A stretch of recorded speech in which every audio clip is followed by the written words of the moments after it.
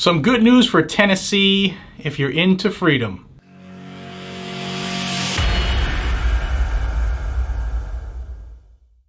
Hey everybody, welcome back to Guns and Gadgets, your premier source for Second Amendment news. Hope you can see me with all this multicam. I just realized I was wearing all this in the monitor. Whatever, let's roll with it. I just wanted to start out today with some good news. It's very rare we get good news lately related to the Second Amendment, but here I am hoping to make you smile, especially if you live in Tennessee.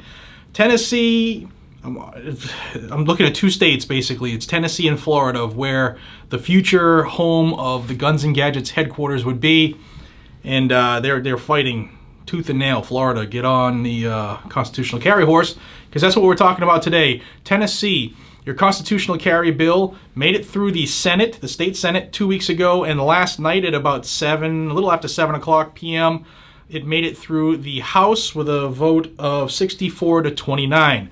It is going to the governor as we speak, and if you're in Tennessee, you already know this, it is Governor Lee's legislation, so he's going to sign it. And Tennessee is about to become the 19th state in the union to put forth some type of constitutional carry or permitless carry bill.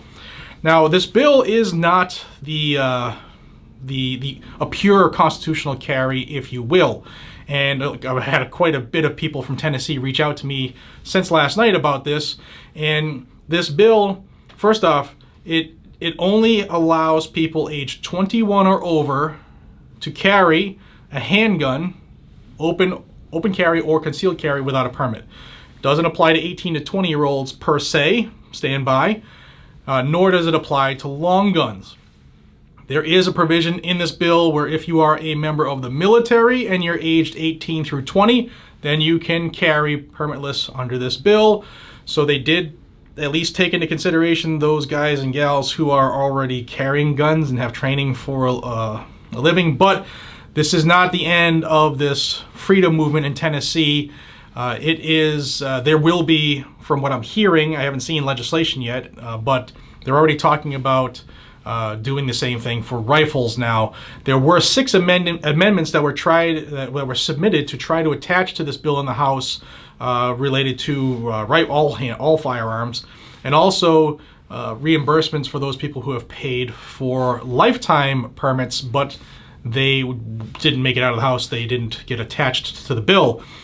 Speaking of cost, before I get to the cost and what's going to cost the state, most of the opposition for this bill was law enforcement, sheriffs, police, stuff like that.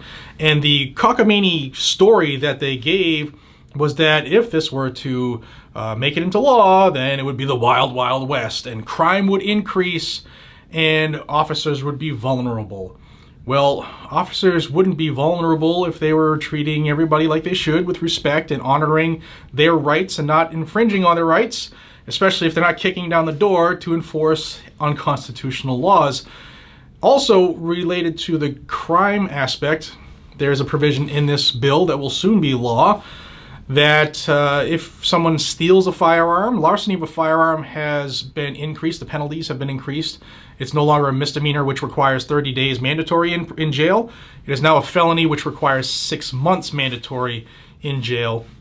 So they did address that part of it, where people thought that, guns were going to start getting stolen like crazy. So I mentioned I would talk about the cost impact, and the governor has worked up that this should cost the state of Tennessee about $20 million a year in lost revenue for permits. The governor is guessing that the permit requests will drop by 20%.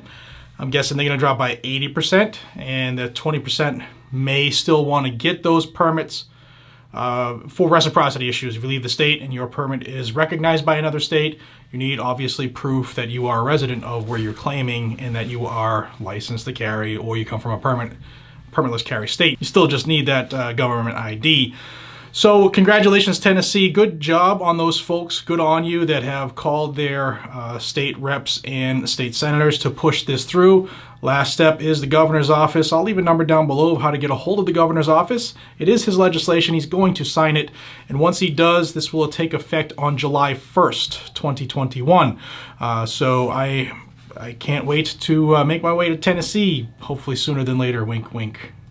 But thank you all for your time. I appreciate you. I know how valuable your time is, and I don't want you to think that I take it for granted, so thank you. If you want to stay in the know, you want to know when this is signed by the governor, then you're going to want to subscribe to Guns and Gadgets. This is your premier source for Second Amendment news, good, bad, ugly, or indifferent. No matter where it happens in this great land, you'll see it here daily. And until we see each other again, be safe, stay vigilant, carry a weapon, and I'll see you on the next one. Good job, Tennessee.